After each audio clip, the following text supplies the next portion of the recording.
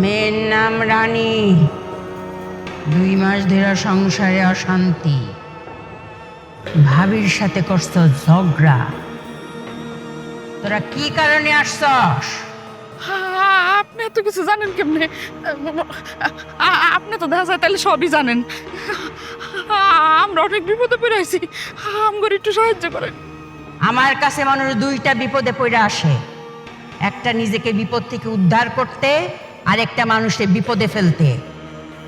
তোরা তো মানুষকে বিপদে ফেলতে আসছস, তোরা মিথ্যা কথা কইলি কেন?